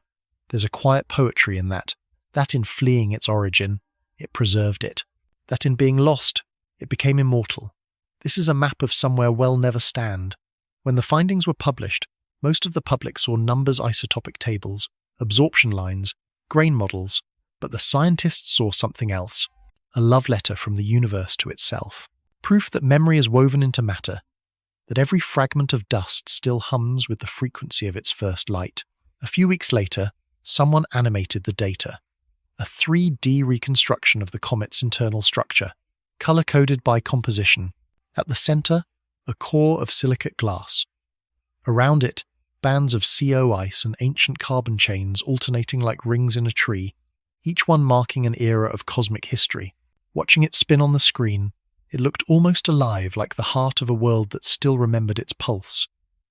This is a map of somewhere we'll never stand, a researcher murmured during the live stream. And for a moment, the entire audience fell silent, not because they understood everything, but because they felt something. Wonder, yes, but also longing, the ache of distance measured not in kilometers but in impossibility, because that's what this comet really was. Not a mystery to solve, but a reminder that the universe still holds places we can only imagine. That knowledge doesn't erase mystery, it deepens it. This is a map of somewhere we'll never stand, and maybe that's enough. Maybe the gift isn't access, but awareness, the realization that we are surrounded by stories older than time, passing silently through the same light that falls on our hands. That somewhere, out there, another civilization might one day catch a fragment of us, a grain of Voyager's dust, a trail of our radio noise, and whisper the same words. This is a map of somewhere we'll never stand. It began with a single traveler, Oumuamua, the first messenger from beyond our solar system, a shard of something ancient, tumbling through space, silent and evasive. Then came the second, Borisov, a comet that felt strangely ordinary, familiar in every way the first was not. And now, 3I Atlas, neither silent nor ordinary, but radiant and unpredictable. 3 visitors, 3 mysteries, 3 glimpses into a cosmos that refuses to repeat itself. Oumuamua was strange. Borisov was familiar. This one was loud. The trilogy of interstellar objects tells a story not of consistency, but of chaos of a universe more diverse than our models dared to imagine. For centuries, astronomers assumed that star systems, like families, shared a kind of cosmic resemblance, that planets, asteroids, and comets would form and behave under the same laws, producing similar children of dust and ice. But these 3 visitors shattered that illusion. Each one carried a different accent, a different rhythm, a different definition of what a traveler could be. Oumuamua was strange. Borisov was familiar. This one was loud. Oumuamua, the first, was discovered in 2017, a thin, tumbling relic with no tail, no gas, no explanation. Its acceleration defied gravity, its shape defied comfort, its silence defied precedent. A rock that didn't act like a rock. It came and went in weeks, leaving only questions in its wake. For a moment, humanity stared at it and whispered, "Maybe this is not natural." But the object offered no reply. 2 years later, Borisov arrived. Everything Oumuamua was not. Active, predictable, bright. It released cyanogen and carbon monoxide like a classic comet, trailing a luminous tail that soothed the skepticism of scientists. If Oumuamua was a riddle, Borisov was reassurance, a reminder that not all interstellar visitors were enigmas. Yet even Borisov, when studied closely, carried oddities of its own: a higher dust-to-gas ratio, a nucleus larger than expected, and fragments that hinted at violent formation. The comfort it brought was temporary. Then came 3I, Atlas, the loud one. The visitor refused to behave quietly. Its brightness erupted by factors of thousands. Its acceleration mocked our models. Its chemistry gleamed in electric blue. It wasn't subtle. It announced itself like thunder across the heliosphere. Oumuamua was strange. Borisov was familiar. This one was loud. Looking at them together, a pattern emerges not of repetition, but of escalation. Each object is more expressive than the last. Each one teaches us that interstellar visitors are not a category, but a spectrum. If Oumuamua was a whisper and Borisov a sentence, 3I, Atlas, was a shout. And the message, perhaps, was this: there is no standard for creation. The universe doesn't manufacture its worlds on an assembly line. Every star writes its own physics, and every fragment that escapes it carries a unique story. The differences run deeper than brightness or chemistry. Oumuamua was dry, no detectable volatiles. Borisov was rich in ice. Atlas? It overflowed with them, as if compensating for what the first lacked. The progression looks almost deliberate, as if each was answering the question the last one left behind. What is motion without force? What is ice without mystery? What is brilliance without silence? Oumuamua was strange. Borisov was familiar. This one was loud. But behind those poetic contrasts lies data, and the data too is uneasy. Statistical analysis shows that if these 3 represent the average population of interstellar wanderers, then average doesn't exist.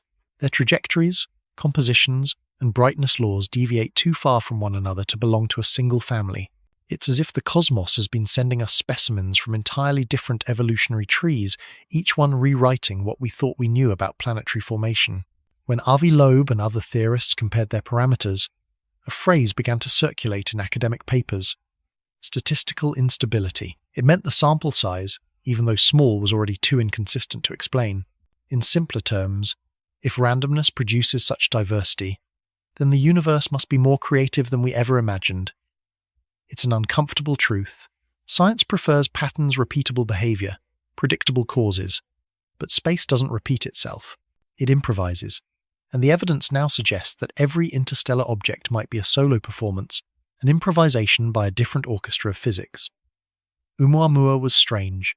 Borisov was familiar. This one was loud.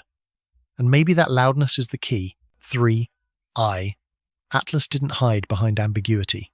It exposed the limits of our observation, forced us to see not just the object, but our own blindness. Where Oumuamua whispered, "Look closer," Atlas declared. "You're not ready." That's the pattern between them, not in their composition, but in their effect on us. Each visitor has expanded the perimeter of what science allows itself to consider. Each has stretched the border between data and wonder just a little further. Oumuamua opened the question, could it be artificial? Borisov restored our sanity. No, it's natural. And Atlas erased the comfort again. Natural doesn't mean understood. 3 visitors, 3 mirrors, 3 reflections on how little we know. Oumuamua was strange. Borisov was familiar. This one was loud. And what comes next? If these 3 are the opening chapter of a longer story, what will the 4th bring? Vera Rubin Observatory's upcoming survey will soon reveal more, perhaps dozens of interstellar wanderers each year. Maybe some will be silent again, or ordinary, or maybe one will outshine them all, the next crescendo in a symphony we didn't know was playing. The first object taught us that the universe speaks, the second that it listens, the third that it sings. Oumuamua was strange. Borisov was familiar. This one was loud. And through them all, one truth hums beneath the data. The universe is not consistent. It is alive, unpredictable, improvisational, full of moods. And every so often, it sends a traveler across the void to remind us that even in the emptiness between stars, diversity is the rule, not the exception. When the object finally faded, it didn't disappear. It simply moved beyond the reach of what we could measure. By early 2026, 3I, Atlas, had dimmed past magnitude 15, too faint for all but the largest telescopes to follow. Its coordinates remained in the databases, but its light, its presence was gone. What remained were questions that refused to fade. The object is left, but the echo stayed. Even in the absence, 3I, Atlas continued to haunt the data. Old plots, observation logs, and archived spectra still glowed with its trail. Scientists found themselves reopening files at midnight, running the same calculations again, hoping a missed clue would suddenly make sense. It never did, but they kept looking, because the object had changed something more permanent than data. It had changed the way they looked. The object is left, but the echo stayed. Its brightness curve, once chaotic and unexplainable, now felt like handwriting a message written too quickly to read in real time. Each spike, each drop, each pause between flares seemed to mean something, even if the language remained unknown. Was the mass loss truly 10%, as Loeb's model proposed? Or had the comet simply carried material so volatile that traditional math could never account for its vanishing act? There was no consensus, only divergence, elegant and endless. One researcher described it best in her final report. We didn't solve it. We joined it. The object is left, but the echo stayed. Every mystery in science eventually decays into statistics signal to noise ratios, confidence intervals, probabilities. But 3I, Atlas, refused to collapse into neat numbers. It resisted closure the way light resists capture. Even as the signal faded, something within it kept resonating, like an unanswered note echoing through the cosmic hall. Telescopes turned elsewhere. Funding moved on. New missions rose. Yet, the name remained a faint pulse in the professional consciousness of everyone who'd studied it. They would be working on entirely different projects and still find themselves whispering, what was it really? The object is left, but the echo stayed. In Chile, one observer printed the last usable image and pinned it above her desk. A smudge of light, nothing more. She said it helped her remember that every data point has a soul, the flicker of something that was and will never be again. In that sense, astronomy isn't about discovery. It's about mourning. Every measurement is a goodbye written in photons. We measure departure because it's all we can measure, the echo stayed. By mid-2026, attempts to reacquire the comet failed. Even the Vera Rubin Observatory, newly online, reported nothing. 3I, Atlas had crossed the heliopause of relevance, its trajectory now just a vector coordinates without character. But the silence it left behind had weight, and scientists, for all their rigor, felt it. There's a strange loneliness in studying objects that never return.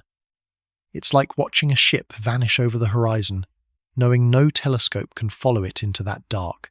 You're left with wake patterns and memories, and you realize the meaning was never in the vessel itself, but in the watching. The object is left. But the echo stayed.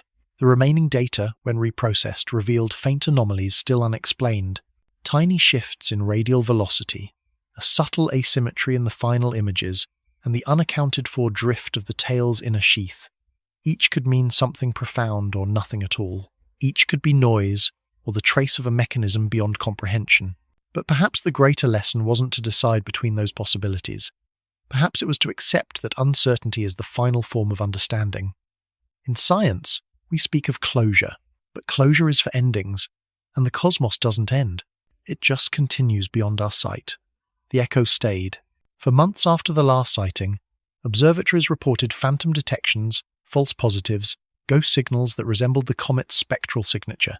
They called them after images, as if the instruments themselves were dreaming. A poetic malfunction. Maybe not malfunction at all. Maybe machines too remember what moved them. Years from now, when new students scroll through the archives, they'll see the codename 3I 2025, a 3 Atlas, and wonder why so much ink was spilled on a single faint light. They'll find the debates, the arguments, the equations that almost fit, and they'll realize that this was never just about a comet. It was about the shape of wonder when faced with the unreachable. The object is left. But the echo stayed. In its wake, it left us changed. We look differently now. We measure with more humility. We doubt with more grace. Because sometimes, the truest discovery is not what the universe reveals, but what it withholds. We learn that light fades, but questions endure. And that endurance is what keeps curiosity alive.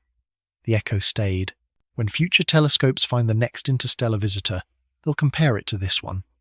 They'll look for acceleration, brightness, anomalies, and polarization. They'll ask the same questions again. What drives it? Where did it come from? What does it mean? And beneath those questions, one quiet truth will remain. Every answer we find will be haunted by the ones we lost, because that's how progress works, one mystery echoing into the next. We don't solve the universe. We participate in its unfolding. The object is left, but the echo stayed. Maybe that's all any of us ever do, cross through, leave traces and fade. But if the echoes linger, if something of us endures in the memory of those who look after, then perhaps we too become part of the cosmic pattern, not as answers, but as questions worth asking again. It would be comforting to believe that 3I Atlas was an exception, a one-time event, a rare alignment of chance and curiosity that we could box neatly into history. But the sky doesn't do one-time events. It does patterns, and every pattern begins with a first. This wasn't a one-off. It was a first. The discovery of 3I Atlas was not the closing act of a strange trilogy, it was the prologue to something larger, because the telescopes of the next decade aren't built for rarity, they're built for recurrence, and recurrence changes everything. When the Vera Rubin Observatory begins its full operations, the night sky will no longer be still. Its Legacy Survey of Space and Time LSST will scan the entire southern sky every few nights, mapping billions of objects, detecting changes invisible to human eyes. It won't just capture stars and asteroids, it will catch travelers, it will find the next interstellar visitor, and the one after that, and the one after that. By 2027, the math predicts we'll detect one interstellar object every year. The rare will become routine, and the routine will become revelation. This wasn't a one-off. It was a first. When that realization sank in, the tone of the scientific community changed. The sense of wonder remained, but beneath it grew something heavier. Responsibility. Because every new detection will demand care. Every faint streak of light could be another messenger from beyond the sun, carrying secrets not just of chemistry, but of origins. And the way we respond, how we measure, interpret, preserve, will define what humanity learns from the cosmos in this century. For decades, we looked outward, hoping for contact. Now, contact has become a pattern, not through voices or signals, but through objects natural, indifferent yet profoundly eloquent. Each one is a fragment of a conversation the universe is having with itself, and we're just now learning to listen. This wasn't a one-off. It was a first. 3. Atlas reminded us how easily meaning slips through our grasp. We almost missed its acceleration. We misunderstood its geometry. We misread its color. Next time, we won't. Next time, well, have better instruments, faster processing, and more humility. Well, know that the silence between data points is part of the message too, because this isn't about one comet. It's about learning how to see the unfamiliar without forcing it into familiar shapes, to interpret without colonizing, to listen without interrupting. This wasn't a one-off, it was a first. Already, new proposals are emerging: space-based interceptors designed to meet interstellar objects mid-flight, collect samples, and study their composition directly. What once took years of preparation may soon happen automatically. A telescope detects an object, algorithms calculate a trajectory, and a probe launches within days. The next visitor won't vanish into mystery. It will be met, recorded, and touched. And yet, that progress carries a quiet warning. The more we learn, the more we risk forgetting why we began. Science is not conquest, it's a conversation, and conversation requires reverence. If 3i, Atlas, taught anything, it's that the unknown should be approached with care, not because it's fragile, but because we are. This wasn't a one-off, it was a first. When the first light from the Vera Rubin Observatory reached the control room, the images didn't just show stars. They showed potential. Every frame could hide something new. A rogue planet, a forgotten moon, a messenger from another galaxy. The line between ordinary and extraordinary blurred, and in that blur, discovery became not an event, but a state of awareness. The future of astronomy won't be measured by what we find, but by how we interpret what we find. Will we see only data, or will we recognize a story? Will we catalogue anomalies, or will we listen to what they're trying to tell us about ourselves? Because the moment we stop feeling wonder is the moment the universe stops speaking to us. This wasn't a one-off. It was a first. 3i, Atlas, was the first time we realized that interstellar travel, not ours, but nature's, happens all the time, that the galaxy is porous, that boundaries are illusions, that the material of one system drifts into another like pollen carried on cosmic wind. In that realization lies a new definition of belonging. We are not isolated inhabitants of a single solar garden. We are part of a galactic ecosystem exchanging dust, energy, and memory. Every new interstellar object is a reminder that the universe is already interconnected, even without intention. And maybe that's the quiet lesson behind the data. We've been looking for other civilizations, while the universe has been sharing its material with us all along, not as messages, but as offerings. This wasn't a one-off.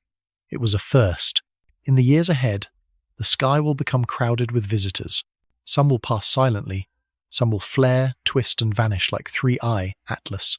But with each one, our perspective will shift a little more from isolation to participation, from ownership to observation. Well, stop asking, why did it come? And start wondering, what are we meant to learn from it? Because this isn't just about one comet. It's about recognizing that we are not the center of the conversation, but one voice among many. The universe is speaking in fragments, in trajectories, in light, and if we listen carefully enough, we might realize that the story it tells has always included us. This wasn't a one-off. It was a first. And that means everything still to come. Every faint streak of motion, every point of unexplained light will not be anomaly, but continuation. A continuation of curiosity, of humility, of the quiet awe that comes from realizing that the cosmos doesn't end at the edge of our comprehension. It begins there. We like to believe that discovery is destiny. That is when something extraordinary passes close to us. It was meant to. That the alignment of object and observer is a kind of invitation. But the universe does not aim. It drifts. And sometimes, by coincidence, our line of sight happens to cross a story that was never written for us. Maybe we're not being watched. Maybe we're overhearing. The orbit of 3i, Atlas, proves that truth. Its path was indifferent, not curved toward us by design, not altered to greet our senses, not scripted for significance. It simply passed through space, guided by physics older than our planet. It never approached Earth, we merely rotated into its view. We weren't the audience. We were the bystanders who happened to notice the shimmer of something ancient moving through sunlight. Maybe we're not being watched. Maybe we're overhearing. From the perspective of the comet, we never existed. We were a brief, invisible flicker, one of countless planets along its journey. And yet, here we are, building meaning from its silence, trying to translate coincidence into revelation. That impulse to interpret what was never directed at us might be the most human instinct of all. When the final orbital models were released, one line stood out. Had the object's inclination been off by 0.03 degrees, Earth would never have detected it. A fraction of a degree, that's all that separated us from eternal ignorance.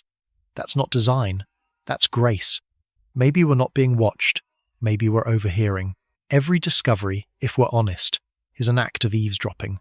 We listen to the universe not because it speaks to us, but because it never meant to. Radio telescopes strain for whispers that weren't sent. Optical sensors catch glints of light from stars that have already died. We are not participants in the conversation of the cosmos. We are the ones pressing our ear against the wall. And sometimes, what we overhear is enough to change us. 3I. Atlas was one of those moments, a passing phrase in the universe's ongoing monologue. It didn't pause for us. It didn't repeat itself. But for the brief time we could hear it, it sounded like a revelation. Maybe we're not being watched. Maybe we're overhearing. There's humility in that realization and freedom too, because if the cosmos isn't performing for us, then everything we witness is pure, unstaged, untouched by expectation. It means that beauty is not crafted for human awe. It simply exists, and we are lucky enough to stumble upon it. To see 3I Atlas, even by accident, was to glimpse the universe mid-sentence, to hear the quiet between its words. The geometry of its orbit was almost cruel in its precision. A long ellipse slicing through the solar plane, a line just enough for light from its tail to reflect toward our telescopes. If Earth had been slightly ahead or behind in its orbit, we would have missed everything. No headlines, no debates, no wonder. The object would have passed unseen, and the story we've spent years telling would never have existed. That thought is sobering, because it reminds us that most of the universe passes unseen, unheard, unrecorded. Countless other travelers have crossed our system in silence, their paths unlit by our awareness. They came and went without a witness. The universe did not mourn the absence of our gaze. Maybe we're not being watched, maybe we're overhearing. We speak of discoveries as if we are the active party, as if curiosity itself summons revelation. But maybe discovery is just alignment, the moment when attention and existence accidentally overlap. It doesn't make us chosen. It makes us fortunate. In that way, 3I Atlas feels less like a visitation and more like a reminder of scale. We didn't find it because we were special. We found it because we were finally paying attention. And what a delicate privilege that is, to witness something not meant for you and still find meaning in it. To take what the cosmos offers by accident and turn it into gratitude instead of ownership. Maybe we're not being watched. Maybe we're overhearing. When the first detection alert flashed across the network, the algorithm didn't feel awe. It simply calculated motion. But on the other side of that calculation, a human did, someone who stopped, blinked, and whispered, "That can't be right." And in that moment, the universe became aware of itself through us, not because it intended to, but because consciousness is what happens when matter begins to listen. We are the echo chambers of cosmic coincidence. We make meaning out of an accident. And maybe that's our quiet role in all this, to overhear creation and translate it into wonder. 3I. Atlas never turned toward us. But as its light crossed our sensors, as its blue tail shimmered in our telescopes, something extraordinary occurred. For a few fleeting weeks, an indifferent traveller and a curious species occupied the same story. Not as sender and receiver, just as existence and awareness overlap. Maybe we're not being watched. Maybe we're overhearing. And maybe that's better. Because being overheard is passive, but overhearing requires attention. It demands stillness. It asks us to listen without expecting to be answered. And in that listening, We become participants in a universe that never asked to be known, yet allows itself to be known anyway. Perhaps that's the real transcendence, not being the target of the cosmic gaze, but realizing that witnessing itself is sacred. That to observe without ownership, to wonder without agenda, is the purest form of contact. 3. Atlas passed. Its echo lingers, and somewhere, countless other travelers continue their journeys, unseen, uncelebrated, carrying the same indifferent beauty. The universe does not aim for us. It simply passes through us, and in that passing, teaches us how to see. Maybe we're not being watched. Maybe we're overhearing. And that is enough. The sky never closes. It only exhales. And somewhere in that exhale, beyond the fading echo of 3I, Atlas, beyond the dust it left trailing, like a ghost across the heliosphere, another visitor is already on its way. We don't see it yet. We don't even know what star it came from. But the universe is never still, and silence is never empty. It wasn't a message, but it meant something. Every fragment that drifts through interstellar space carries momentum, stories written not in language, but in motion. Each one crosses the abyss with no destination, no audience, no meaning, until a set of eyes happens to look up. That's all discovery ever is. Coincidence refined into awareness. Somewhere beyond Neptune's orbit, a faint dot is moving against the background of stars. Not yet tracked, not yet named, but it's there, heading inward, toward the warmth of another chance alignment, another encounter between curiosity and coincidence. The algorithms that will find it are already listening. The telescopes of the Vera Rubin Observatory will scan the sky every few nights, stitching together motion from fragments of light, waiting for one more line that doesn't belong. And when that line appears, it will begin again the spark, the scramble, the wonder. Another interstellar traveler is entering our awareness for the first time. Another reminder that we are surrounded by motion we did not create, by stories that began without us and will outlast us. It wasn't a message, but it meant something, and maybe that's the truth we keep rediscovering. That the universe doesn't speak in signals, it speaks in presence. It doesn't reach out, it passes by. It doesn't call, it allows us to overhear. And every time we listen, we hear ourselves in the echo. 3I. Atlas is gone now. Its trajectory stretches outward, into darkness no instrument can follow.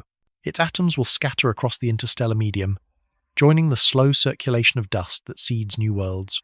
Maybe, somewhere billions of years from now, part of it will collapse into a new star, a fragment reborn as light. Maybe that star will have planets, and maybe those planets will have skies. And on one of those worlds, someone will look up, see a faint streak of blue crossing the night, and wonder what it means. It wasn't a message, but it meant something. That's how the universe remembers through recurrence, through the quiet recycling of matter and meaning. Every atom that leaves one system eventually becomes part of another. Every observer eventually becomes the observed. Every echo eventually finds an ear. The data we recorded, the brightness curves, the polarization maps, the magnetic field readings will sit in archives for decades. Future scientists will open them again, not because they expect new answers, but because the act of reopening is itself an act of reverence. To re-examine the mystery is to keep awe alive, and awe, more than accuracy, is what keeps us looking upward. It wasn't a message, but it meant something. We live in an age of measurement. We dissect, decode, and quantify. But for all our precision, the most enduring discoveries are emotional, not empirical. The first time you see an interstellar object through a telescope, you feel the impossible scale of coincidence. That you are alive in this exact moment, on this small world, while something from another star crosses your sky. That you, a being made of dust, are watching dust return home. And that feeling smallness mixed with connection is what science can't define but keeps trying to describe. It's the reason we point lenses at infinity, knowing they'll never reach the end. It wasn't a message, but it meant something. In classrooms, in observatories, in quiet living rooms lit by telescope feeds, people are already waiting. Not for contact, for continuation. Because we know now that 3I, Atlas, was not the end of an era, it was the beginning of an awakening to motion, to interconnection, to the reality that we are not spectators of a static sky, but participants in a living one. Every few years, another visitor will come. Well, argue about it, study it, and misunderstand it. Well, project meaning. Build models, revise them, and start again. And through it all, wonder will remain the quiet hum beneath all the equations. It wasn't a message, but it meant something. Maybe that's the point. We keep looking not to find certainty, but to remember how it feels to be uncertain and alive within it. We chase anomalies because they remind us that the universe still has corners that resist comprehension. And those corners are where awe lives. The next visitor will arrive someday soon, not as a revelation, but as a reminder that in a cosmos without intention, meaning is what consciousness creates, that by observing we transform accident into connection, that by naming we give passing light the dignity of memory, and when that moment comes, when the next faint streak is caught by an algorithm, when a researcher somewhere whispers, "Who found another well, begin the cycle again," not to solve it, but to feel it, to listen, to remember, because the universe doesn't repeat its words, it rhymes them. And the rhyme we're hearing now began long before us and will continue long after. It wasn't a message, but it meant something. The screen fades to black. A slow hum of cosmic background radiation fills the silence. One line appears. The universe is speaking, not to us, but through us. A pause. Then the faint sound of static resolves into a heartbeat, the rhythm of data, of stars, of curiosity itself. No answers, no closure, just the lingering echo of motion continuing beyond sight. Somewhere, another traveller turns its invisible arc toward the Sunday. The instruments aren't ready, but the heart already is. It wasn't a message, but it meant something. And that's enough.